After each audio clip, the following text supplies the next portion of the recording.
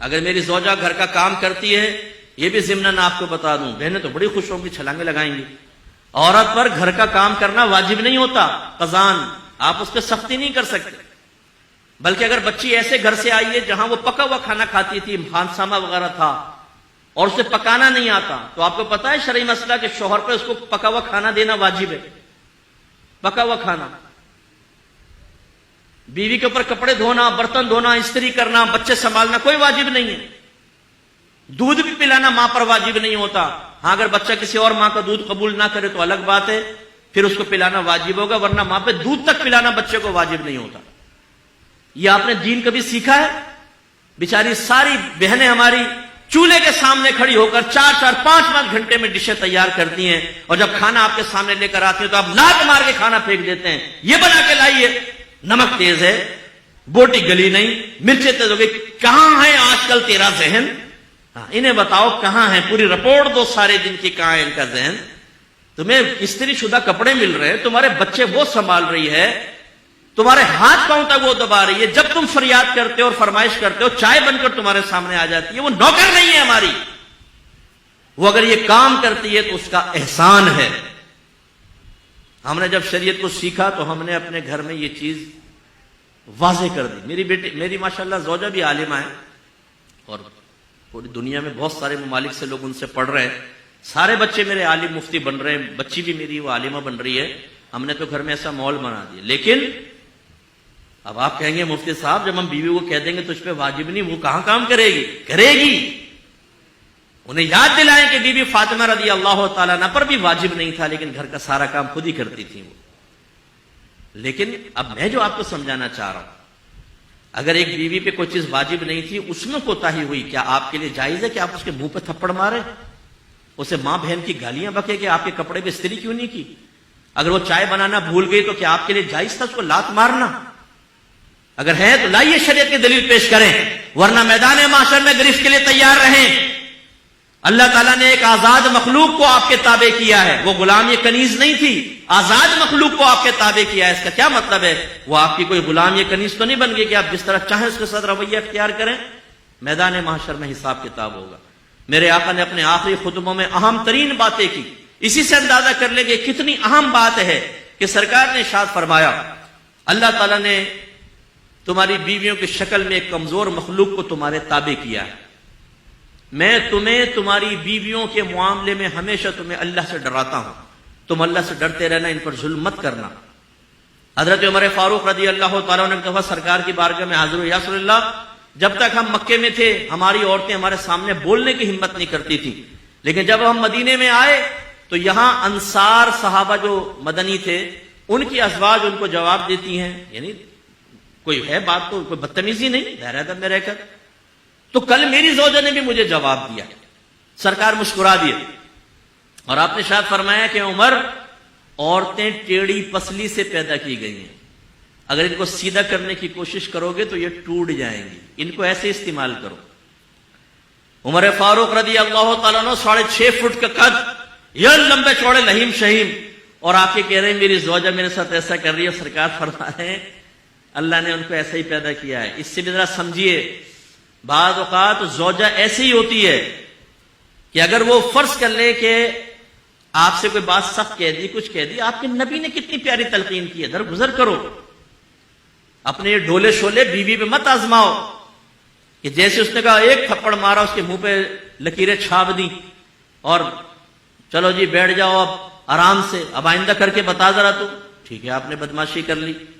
لیکن یہ تو ایک فطری تقاضا ہوتا ہے، بعض اوقات انسان کی زبان سے کچھ نکل جاتا ہے۔ آپ کی بہن بھی اگر اپنے بہنوں کے ساتھ کرے گی، فرض کر لیں، تو کیا آپ بہن کو گھر میں بلا کے تماچا اس کو بھی کھینچ کے ماریں گے کہ تو نے کیسے اپنے شوہر کے ساتھ کی؟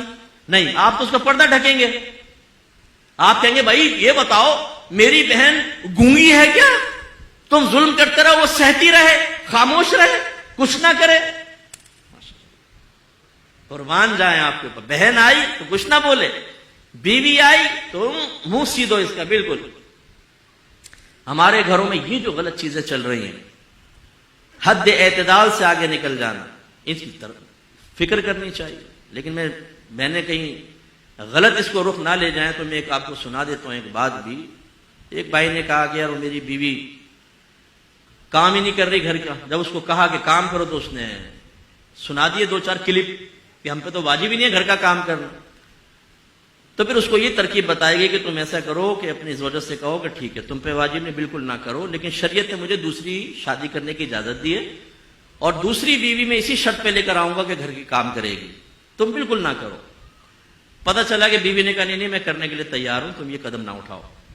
تو یہ بہنوں کو بھی چاہیے دیانتاً گھر کا کام کرے. لیکن میں جو آپ کو سمجھانا چاہ رہا ہوں، اب یہ دیکھیں، میری والدہ ابھی فوت ہوئی ہیں، والد بھی تھے والدہ. ہم نے زوجہ کو صاف بتا دیا تھا کہ آپ پر ہمارے ماں باپ کی خدمت کرنا واجب نہیں ہے، لیکن ماں باپ سمجھ کے کریں گی تو آپ میرا دل جیتیں گی، ہماری دل جوئی ہوگی، خوشی ہوگی. نہیں کریں گی ہمیں کوئی شکوہ نہیں ہوگا آپ سے. یہ کلیئرلی ہمیں میسج دینا لازم ہے تاکہ ہمارے بچے بھی اس کو سیکھیں اور سمجھیں. تو آج اگر ہماری زوجہ گھر میں کوئی کام کرتی ہیں، زیادہ کام کرتی ہے، ہم دسترخوان پہ بیٹھے ہوتے ہیں، بچوں سے کہتے ہیں اپنی والدہ کا شکریہ ادا کرو کہ انہوں نے 4 گھنٹے چولہے کے سامنے کھڑے ہو کر تمہارے لیے کھانا بنایا، تمہارے کپڑے دھوئے ہیں، ہر چیز پہ شکریہ ادا کرتے ہیں، اس کی عادت بناتے ہیں تاکہ قدر و قیمت رہے.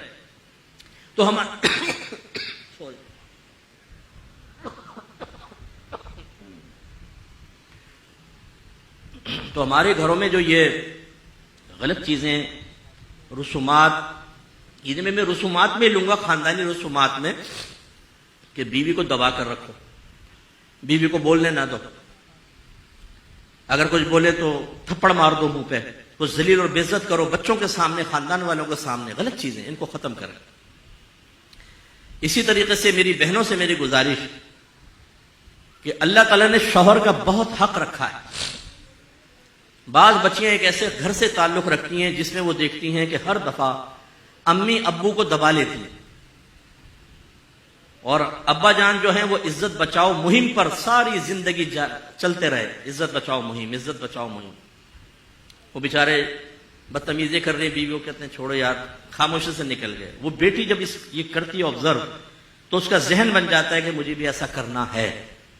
نتیجہ نکلتا ہے جب وہ دوسرے گھر میں جاتی ہے تو تربیتیں کامل نہ ہونے کی بنا پہ اس گھر کو جہنم بنا دیتی ہے بسا اوقات. یہ یاد رکھیں، ہمارے گھر کو بچیاں ایسی سن رہی ہیں، نبی کریم صلی اللہ علیہ وسلم نے شوہر کا بڑا حق بیان فرمایا. ایک بچی شادی نہیں کر رہی تھی، اس کے گھر والے اسے نبی کریم صلی اللہ علیہ وسلم کے پاس لائے.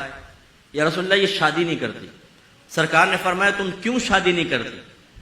اس نے سرکار کی زبان اقدس سے ہی نکلوانا چاہا، وہ جانتی ہوگی. تو اس نے کہا رسول اللہ آپ بتائیں کہ شوہر کا بیوی پر کیا حق ہے؟ تو رحمت کونین صلی اللہ علیہ وسلم نے ارشاد فرمایا کہ شوہر کا بیوی پر یہ حق ہے کہ اگر اس کا پورا جسم خون اور پیپ سے بھرا ہو اور عورت اپنی زبان سے چاٹ کر اس کے بدن کو صاف کر دے تب بھی اس کا حق ادا نہیں کر سکتی. مراد کیا ہے؟ یہ معاذ اللہ یہ نہیں کہ کوئی حقیقت ایسا، مراد کیا؟ یہ قابل نفرت کام ہے. یعنی عورت شوہر کا حق اسی وقت ادا کر سکتی ہے جب اس کی طرف سے آنے والی تلخیوں، کمیوں کے اوپر صبر کرے اور اللہ کی رضا کے لیے اس کا گزارا ساتھ دیتی رہے. اتنا حق رکھا ہے. اور ایک روایت میں فرمایا کہ اگر میں مخلوق کو سجدہ کرنے کا حکم دیتا تو بیویوں کو حکم دیتا کہ اپنے شوہروں کو سجدہ کریں، لیکن سجدہ تو صرف اللہ کے لیے ہی جائز ہے. اس سے ہماری وہ بہنیں ذرا درس حاصل کریں جو شوہر کو آنکھوں میں آنکھیں ڈال کے گفتگو کرتی ہیں. بعض اوقات تو گریبان پکڑ لیتی ہیں، ماں بہن کی گالیاں بکتی ہیں. ہمارے پاس تو کیسز آتے رہتے ہیں اس طرح کے بے شمار. وہ ایک بہن نے روتے ہوئے کہا مفتی صاحب میرے شوہر نے مجھے مارا پیٹا، گالیاں بکیں. تو میں چونکہ تجربہ کار ہوں ان چیزوں کا، تھوڑا سا تجربہ کار سے مراد لوگوں کے مسائل سننے کے اعتبار سے، یہ نہیں کہ گھر میں کوئی تجربے کر رہا ہوں. تو میں نے ان خاتون سے کہا کہ آپ پہلے تو رونا بند کریں، پھر مجھے سچ سچ بتائیے گا آپ نے کیا کیا تھا. کہنے کہ میں نے بھی گریبان پکڑ کے کھینچا تھا اور گالیاں کڈی سی. لو جی بھیا آپ نے کیا کیا؟ یہ تو یہ ہمارے یہاں چل رہا ہے. ایک مخصوص کمیونٹی ہے ہمارے ملک میں، اس سے تعلق رکھنے والی ایک بچی تھی. اس نے اپنا بتایا کہ میں نے شوہر کو زمین پہ پٹک دیا اور چھری اس کی گردن پہ رکھ دی اور میں نے کہا دے 3 طلاق. اس نے 3 طلاقیں دے دی. مفتی صاحب ہو گئی 3 طلاقیں. اب بھولے پن کی انتہا دیکھیں آپ، اور اس کی شیرنی کی بہادری دیکھیں آپ. اب یہ لڑکی کیسے سے بہادر بن گئی؟ اپنی ماں کو دیکھا ہوگا، اپنی خالہ کو دیکھا ہوگا کہ ہر ایک نے لمبے ناخن رکھ کے منہ کے شوہر کے منہوں کو چھیلا ہے اور کچلا ہے، تو وہ بھی اس میں پڑ گئی. تو تو اس کا مطلب یہ ہوا کہ ڈس بیلنسی جو ہے وہ جانبین سے ہے اور بڑوں کی طرف سے بھی ہے، اور ان سب کا نتیجہ اور معال وہی ہوگا جو میں نے ابتدا کی، علم دین سے دوری، شریعت سے دوری۔ ہمیں پتہ ہی نہیں کیا کرنا ہے، کیا نہیں کرنا، کیسے کرنا ہے، کیسے نہیں کرنا۔ اپنی عقل، اپنے خاندان، اپنے دوستوں یا سہیلیوں یا بڑوں کے مشوروں سے جب آپ گھر چلائیں گے تو ہزارہ چیزیں شریعت کے خلاف ہوں گی اور ان کی بے برکتی آپ کے سامنے آئے گی۔